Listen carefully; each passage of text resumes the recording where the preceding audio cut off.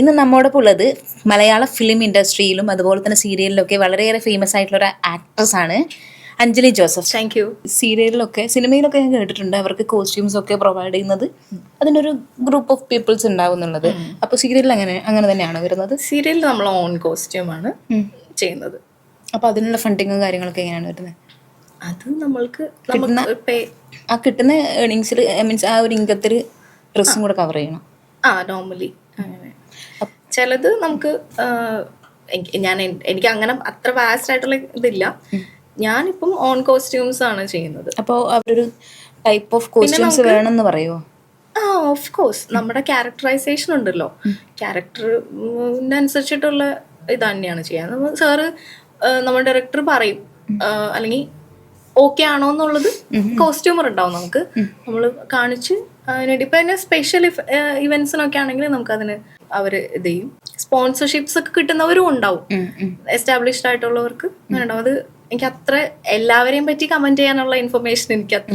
ഞാൻ റീസെന്റ് ആയിട്ട് ഒരു സീരിയൽ ആക്ട്രസിന്റെ ഇന്റർവ്യൂ കണ്ടിട്ടുണ്ടായിരുന്നു. അപ്പോൾ പുള്ളിക്കാർ പറയുന്നുണ്ട് പുള്ളിക്കാരൻ്റെ കയ്യിൽ 2000 കൂടുതൽ സാരീസ് കളക്ഷൻസ് ഉണ്ട് എന്നൊക്കെ പറഞ്ഞിട്ടുണ്ടായിരുന്നു. ഉണ്ട് സീനിയർ ആയിട്ടുള്ള ആർട്ടിസ്റ്റുമാർക്കൊക്കെ. കാരണം അവർ ഇത്രയും നാൾ യൂസ് ചെയ്ത് വന്ന സാധനങ്ങളൊക്കെ അവർക്ക് പിന്നീടും എപ്പോഴെങ്കിലുമൊക്കെ യൂസ് ചെയ്യാമല്ലോ, അപ്പോൾ അവരത് കീപ്പ് ചെയ്യുന്നതാണ്.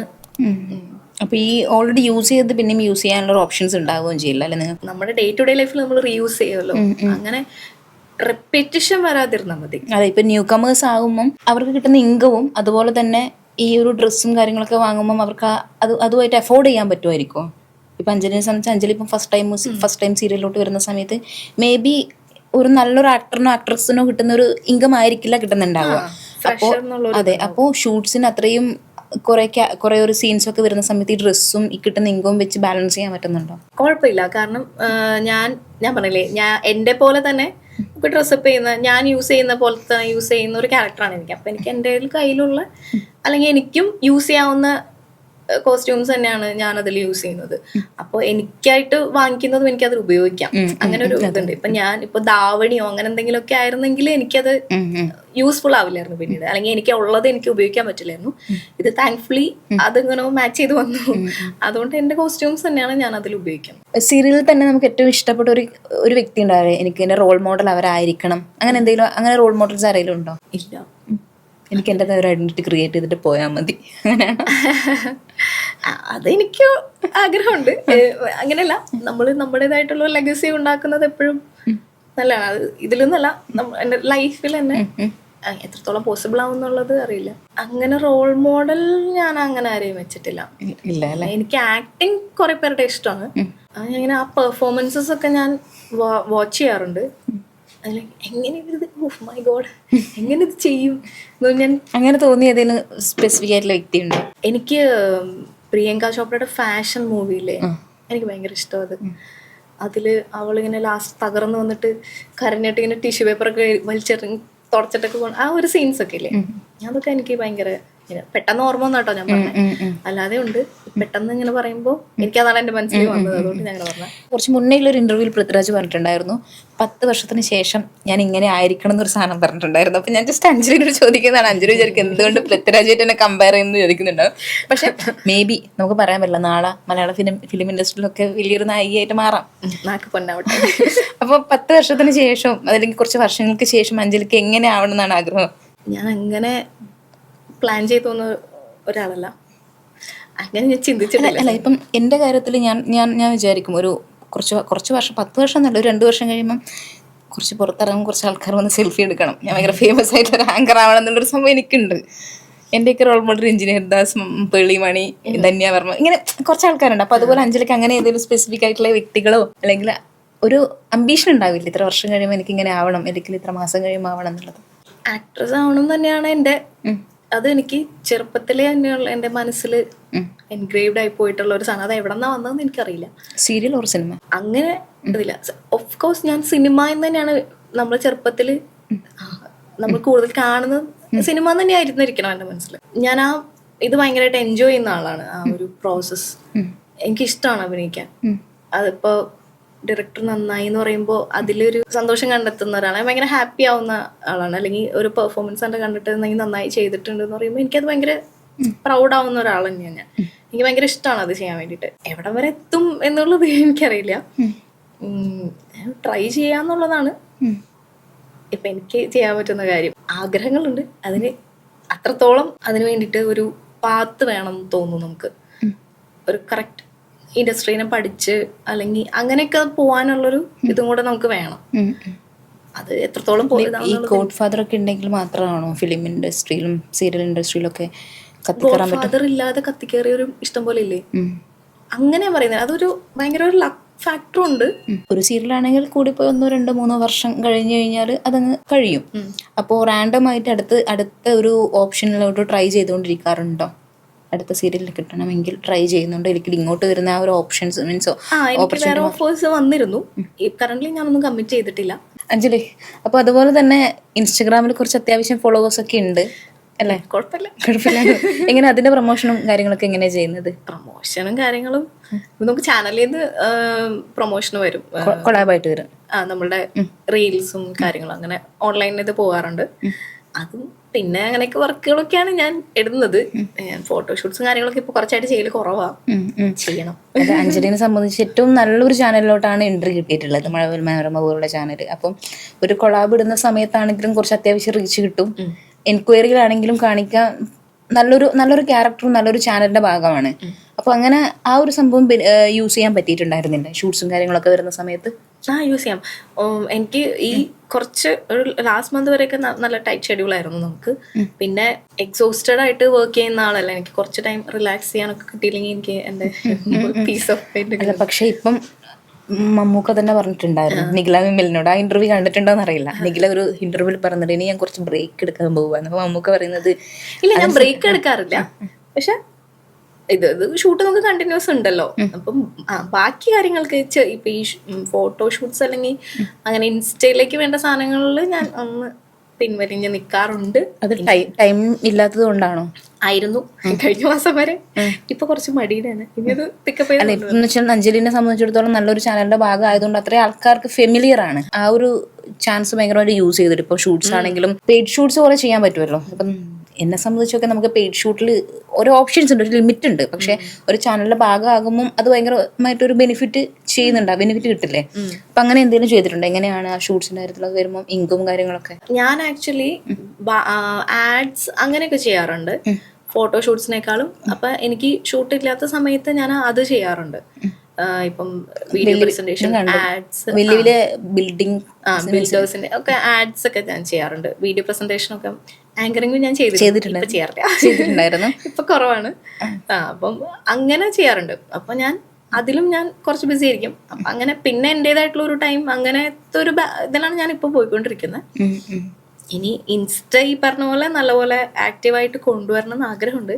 അതിന് വേണ്ടിയിട്ട് വർക്ക് ചെയ്യണം. അല്ല, ഇതിപ്പോ ഞാനായാലും 2025 തൊട്ട് ഇൻസ്റ്റഗ്രാമിൽ ഭയങ്കരമായിട്ട് ഫോക്കസ് ചെയ്തിട്ട് സ്വന്തമായിട്ടൊരു ചാനൽ ബിൽഡ് ചെയ്യണം എന്നൊക്കെ വിചാരിച്ചിരുന്നായിരുന്നു. പക്ഷെ അതിലൊന്നും ഒരു ചേഞ്ച് എനിക്ക് ഉണ്ടായില്ല. ആ ഒരു ദിവസത്തെ നമ്മള് റെസൊല്യൂഷൻ പോലെ മാത്രമേ എടുക്കുന്നുള്ളൂ. പക്ഷെ അതിനെ പ്രാവർത്തികമാക്കാൻ പറയുന്നത് ഒരു ഇതാണല്ലോ. അത് നല്ലൊരു എഫേർട്ട് ഇടണം. പിന്നെ നമ്മൾ കുറെ നാളായിട്ട് ചെയ്യാതിരിക്കും. അത് ഒരു സ്റ്റാർട്ടിങ് ട്രബിൾ എന്ന് പറയുന്ന ഒരു സാധനം ഉണ്ടാവും. ഒന്ന് ഇനീഷ്യേറ്റീവ് എടുത്ത് സെൽഫ് പ്രൊമോട്ട് ചെയ്യുന്ന ആൾക്കാർ മാത്രമാണ് ഈ ഒരു ഫീൽഡിൽ അധികം നിന്ന് പോകുന്നത്. പക്ഷെ അഞ്ജലിനെ സംബന്ധിച്ചിപ്പം ഞാനിങ്ങനെ ഈ പറഞ്ഞ റീൽസിൽ നമ്മുടെ കോഫി വിത്ത് കരൺ അതിനകത്ത് നമ്മുടെ സോനം കപൂർ ആക്ച്വലി പറയുന്നുണ്ട് ഓരോരുത്തരുടെ ക്യാരക്ടറിസ്റ്റിക്സിലോ അല്ലെങ്കിൽ അവരുടേതായിട്ടുള്ള ഒരു സാധനം നിങ്ങൾക്ക് എന്ത് വേണം, അതിൽ നിന്ന് നിങ്ങൾ എന്ത് ചൂസ് ചെയ്യുന്നു ചോദിക്കുമ്പോ സോനം പറയുന്നത് ദീപികയുടെ ഓവർ എന്തൂസിയാസ്റ്റിക് PR-ടി. അത് കുറെ പഴയ ഇന്റർവ്യൂ ആണ്. ഇപ്പൊ ദീപിക എത്തി നിൽക്കുന്ന ഒരു സ്ഥലമുണ്ട്. ഭയങ്കര ലൂയി വിത്തോണ്ട് ഫിഫയുടെ ഇത് അൺവെയിൽ ചെയ്തത് ദീപികയാണ്. അത് ദാറ്റ് വാസ് എ മൊമെന്റ് അല്ലേ. ഞാനും ഭയങ്കര പ്രൗഡായ ഒരു ഇതാണ്. അതൊരു പുള്ളിക്കാരത്തെ ഒരു ഗ്ലോബൽ ഐക്കോൺ ആയിട്ട് മാറിയിട്ടുണ്ട്. നയൻതാരനെ സംബന്ധിച്ച് നയൻതാരയും ഒരു സമയത്ത് മലയാളത്തിലും തമിഴിലൊക്കെ ചെയ്തുകൊണ്ടിരുന്ന ഒരു ക്യാരക്ടറൊക്കെ നമുക്ക് ആക്സെപ്റ്റ് ചെയ്യാൻ പറ്റും. നയൻതാരയുടെ പിന്നെയും കുറച്ചുകൂടി സ്ലോ ആൻഡ് സ്റ്റഡി ഗ്രോത്ത് ആയിരുന്നു അല്ലെ ഓവർ ദ ഇയേഴ്സ് അല്ലെ. നയൻതാര മുമ്പ് വന്ന ആളല്ലേ. അല്ല, നയൻതാര ഒരു ടൈമിൽ ഭയങ്കര എക്സ്പോസ്ഡ് ആയിട്ടുള്ള കുറച്ച് സിനിമകൾ ചെയ്തു. പിന്നെ അത് കഴിഞ്ഞ് ഫീമെയിൽ ഓറിയന്റഡ് ആയിട്ടുള്ള കുറച്ച് സിനിമ സെലക്റ്റീവായിട്ട് ചെയ്തിട്ട് ഒരു നല്ലൊരു നിലയിലാണ് ഇപ്പോൾ ഉള്ളത്. അതുപോലെ മേ ബി ഞാൻ പറഞ്ഞു എന്താന്ന് വെച്ചാല് ഈ PR ടീം എന്ന് പറയുന്നത് ഉണ്ടായിരുന്നുണ്ടാവും, ദീപികയ്ക്ക് ഉണ്ടായിരുന്നുണ്ടാവും. മേ ബി അതിന്റെ ഒക്കെ ഒരു ഭാഗമായിട്ടായിരിക്കും ദീപിക ഇന്ന് നിൽക്കുന്നിടത്ത് എത്തി വന്നത്. ആ ഒരു self promotion is very important. പിന്നെ അതുപോലെ തന്നെ ഇപ്പം ബിഗ് ബോസ് അങ്ങനെ കുറെ റിയാലിറ്റി ഷോസ് ഒക്കെ വരുന്നുണ്ട്. അപ്പോൾ സീരിയലിലും കൂടെ ആയതുകൊണ്ട് അങ്ങനെ അതിനൊക്കെ ഓപ്പർച്യൂണിറ്റീസ് കൂടുതലാണ്. അപ്പോൾ ആ ഒരു രീതിയിലൊക്കെ ഇൻ കേസ് ഒരു ചാൻസ് കിട്ടിയാൽ പോവോ ബിഗ് ബോസിൽ? എനിക്ക് actually very curious to know എങ്ങനെയായിരിക്കും അവിടെ, എന്തായിരിക്കും അവിടെ ഉണ്ടാവുക എന്നുള്ള ആ ഒരു സാധനം എനിക്കുണ്ട്. ബട്ട് ഞാൻ കേട്ടിട്ടുണ്ട് നമ്മള് പോയിട്ടുണ്ടെങ്കിൽ ഇറ്റ്സ് എ ഗെയിം അല്ലെ, നമ്മുടെ പേഴ്സണാലിറ്റീനെ വരെ മേ ബി മാറ്റി തിരിച്ചു വെക്കാൻ പറ്റുന്ന കൈൻഡ് ഓഫ് എക്സ്പീരിയൻസ് ആയിരിക്കാം അതെന്ന് പറഞ്ഞ് ഞാൻ കേട്ടിട്ടുണ്ട്. അത് പോയവരല്ല കേട്ടോ, നമ്മൾ പുറത്തുനിന്ന് അല്ലെങ്കിൽ പറഞ്ഞു കേട്ടിട്ടോ അങ്ങനെ പറഞ്ഞ് ഞാൻ കേട്ടിട്ടുണ്ട്. അപ്പൊ നമുക്ക് ചെറിയൊരു പേടി ഉണ്ടാവല്ലോ. പിന്നെ ഇതിങ്ങനെ എല്ലാവരും കണ്ടുകൊണ്ടിരിക്കുമല്ലേ, നമ്മളുടെ ഒരു പ്രൈവറ്റ് ലൈഫിനെ നമ്മൾ എക്സ്പോസ് ചെയ്യുവാണ്. നമ്മൾക്ക് മാത്രം അറിയാവുന്ന കുറെ ഇതുണ്ടാവുമല്ലോ, ക്യാരക്ടറിസ്റ്റിക്സ് ആണെങ്കിലും. ഇപ്പൊ ഞാൻ ദീപ്തിയുടെ അടുത്ത് കാണിക്കുന്ന ഒരു പേഴ്സണാലിറ്റി അല്ലെങ്കിൽ ദീപ്തിക്ക് മനസ്സിലാവുള്ളൂ. ഉള്ളില് ചിലപ്പോ ഞാൻ വേറൊരാളായിരിക്കാം. അത് ഇപ്പൊ അത്രയും ദിവസം അവിടെ നിൽക്കുമ്പോ നമുക്ക് വേറൊരാളായിട്ട് എത്രത്തോളം നിൽക്കാൻ പറ്റും അല്ലെങ്കിൽ അങ്ങനെ അറിയില്ല. എങ്ങനെ അത് വർക്ക്ഔട്ട് ആവില്ലെന്ന് എനിക്കറിയില്ല. ക്യാരക്ടറിൽ ചെറിയൊരു പേടിയുണ്ട് അഞ്ജലിന്റെ. അങ്ങനെയല്ല ഞാൻ പറഞ്ഞേ, നമ്മളിപ്പോ അവിടെ ചെന്ന് നിന്നിട്ട് നമ്മളുടെ ഒരു ഉദ്ദേശം അല്ലെങ്കിൽ നമ്മൾ ചെയ്യാൻ ഉദ്ദേശിച്ചത് വേറെ രീതിയിൽ പോർട്രേ ആയി കഴിഞ്ഞാല് മനസ്സിലായി. നമ്മൾ ഉദ്ദേശിക്കുന്ന സാധനം തന്നെ പുറത്ത് എത്തണമെന്നില്ല. അതുപോലെ ഇപ്പൊ അവിടെ അതിന്റെ അകത്തുള്ളവർക്ക് അറിയില്ലല്ലോ പുറമെ എന്താണ്, ഇതെങ്ങനെയാ റിസീവ് ചെയ്യുന്നത്, അവരെ നമ്മൾ എന്തൊക്കെയാ ഓഡിയൻസ് എന്തൊക്കെയാ കാണുന്നേ, അതിന് സ്നിപ്പെറ്റ്സ് അല്ലേ നമ്മൾ കാണുന്നുള്ളൂ. ഫുൾ 24 hours ടെലികാസ്റ്റ് ഉണ്ടെന്ന് തോന്നുന്നു. പക്ഷെ നമ്മള് എല്ലാവരും കാണുന്ന മെജോറിറ്റി ഓഫ് ദ ആൾക്കാർ കാണുന്നത് അതിന്റെ സ്നിപ്പെറ്റ്സ് ആണല്ലോ. അവര് സെലക്ട് ചെയ്ത് ടെലികാസ്റ്റ് ചെയ്യുന്ന സാധനങ്ങളല്ലേ കാണുന്നത്. അപ്പൊ അതില് എങ്ങനെയാണ് നമ്മളെ പുറത്തോട്ട് ഷോക്കേസ് ചെയ്യുന്നതെന്ന് നമുക്ക് അറിയില്ലല്ലോ. അതിന്റെ ഒരു അതെങ്ങനെയായിരിക്കും കയ്യിൽ നിന്ന് പോകും അങ്ങനത്തെ ഒരു സാധനം ഉണ്ട്. But at the same time എനിക്ക് അതെങ്ങനെ ഉണ്ടാവും, ഫോണില്ല, സ്ട്രേഞ്ചേഴ്സ് ആയിട്ടുള്ള ആൾക്കാര് ഒരു അകത്ത് ഒരു ഇതില് എല്ലാം ലിമിറ്റഡ് ആയിട്ടൊക്കെ അല്ലേ അവർക്ക് കൊടുക്കുന്നത്. അപ്പൊ അങ്ങനെ ഒരു രീതിയിൽ എങ്ങനെ സർവൈവ് ചെയ്ത് പോകും എന്നുള്ള സാധനം ക്യൂരിയസ് ആണ്. അതിനുള്ള ധൈര്യം ഉണ്ടോന്ന് ഞാൻ അങ്ങനെ ചിന്തിച്ചിട്ടില്ല. ഇപ്പം കുറച്ചു കാലം മുമ്പെയുള്ള അഞ്ജലിയും ഇപ്പോഴത്തെ ഒരു അഞ്ജലിയിലോട്ട് എത്തുന്ന സമയത്ത് അഞ്ജലി ഭയങ്കര പ്രൗഡായിരിക്കും ഉറപ്പായിട്ടും. കാര്യം കുറെ ആൾക്കാർ അറിയുന്നുണ്ട് ഇല്ലേ? പ്രൗഡാണ്. കാരണം ഞാൻ നേരത്തെ പറഞ്ഞ പോലെ ഞാൻ തന്നെ എങ്ങനെയൊക്കെ എത്തിപ്പെട്ടതാണ് ഇവിടെ. എനിക്കറിയില്ലായിരുന്നു ഒരു എങ്ങനെ ഒരു ഈ ഫീൽഡിലേക്ക് വരും എന്നുള്ളതൊന്നും. എനിക്ക് ഒരു അങ്ങനെ ഇമാജിൻ ചെയ്യാൻ പറ്റുന്ന ഒരു കാര്യമൊന്നുമല്ല. എനിക്ക് ആഗ്രഹം ഉണ്ടായിരുന്നു. ബട്ട് ഞാൻ എവിടേക്ക് എന്തൊക്കെയോ ചെറിയ ഇൻപുട്സ് കൊടുത്തു. പിന്നെ നമ്മുടെ കുറെ ഒരു ആഗ്രഹം അങ്ങനെ ഒരു രീതിയിലൊക്കെ അങ്ങനെ എല്ലാം കൂടെ കൂടി ചേർന്നപ്പോഴാണ് ഇവിടെ എത്തിയത്. നമ്മൾ ആഗ്രഹിച്ചാലും നടക്കും എന്നുള്ളത് ഉറപ്പാണ്. നടക്കും. എവിടെയെങ്കിലുമൊക്കെ നമ്മൾ കുറച്ചെങ്കിലും അതിനുവേണ്ടി വർക്ക് ചെയ്യണം നമ്മുടേതായ രീതിയിൽ. നമുക്ക് ചിലപ്പോൾ അറിയില്ലായിരിക്കും എങ്ങനെ എന്ത് എന്നുള്ളത് നമുക്ക് അറിയില്ലായിരിക്കും. പക്ഷെ കുറച്ചെങ്കിലും എഫേർട്ട് നമ്മൾ കൊടുത്തു കഴിഞ്ഞാൽ അതിന് അതിൻ്റെതായിട്ടുള്ള റിസൾട്ട് നമുക്ക് കിട്ടും തന്നെയാണ് എനിക്ക് തോന്നുന്നത്. പൊതുവെ ഈ സിനിമ, സീരിയൽ അതല്ലെങ്കിൽ ഈ ആങ്കറിങ് ഏതൊരു ഫീൽഡിലോട്ട് വരുന്ന സമയത്ത് നമുക്ക് നെഗറ്റീവ്സ് പറയാൻ കുറേ ആൾക്കാരുണ്ടാവും. അങ്ങനെ അഞ്ജലിക്ക് നെഗറ്റീവ്സ് എന്തെങ്കിലും ഫേസ് ചെയ്തിട്ടുണ്ടായിരുന്നു? നെഗറ്റീവ്സ് ഞാൻ കേൾക്കല്ല. പെൺകുട്ടികളെ സംബന്ധിച്ചിട്ട് ഈവൻ കോസ്റ്റ്യൂംസിന്റെ കാര്യത്തിൽ ഓവറായിട്ട് സംസാരിച്ചാൽ ഓവറായിട്ട് കോസ്റ്റ്യൂംസിന്റെ കാര്യത്തിൽ അല്ലെങ്കിൽ നമ്മൾ സംസാരിക്കുന്ന ഇതിലൊന്നും ഞാൻ ചെറുപ്പം മുതൽ അങ്ങനെ ബോധേഡ് ആയിട്ടുള്ള ഒരു ആളല്ല. അത് വെച്ചാൽ എൻ്റെ അമ്മ തന്നെയാണ് ഏറ്റവും വലിയ ക്രിട്ടിക്. മേക്കപ്പിനോടൊന്നും വലിയ ഇൻട്രസ്റ്റ് ഉള്ള ആളല്ല. പിന്നെ സ്ലീവ്ലെസ് അല്ലെങ്കിൽ അങ്ങനെ കുറച്ച് മോഡേണൈസ്ഡ് ആയിട്ടുള്ള ഡ്രസ്സിനോടൊന്നും അത്ര ആക്സെപ്റ്റൻസ് ഉള്ള ആളല്ലായിരുന്നു അമ്മ.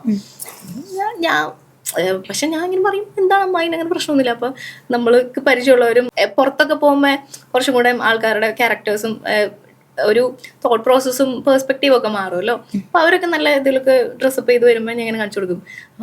പുറത്ത് നിങ്ങൾ പോകുമ്പോൾ ഇട്ടോളൂ.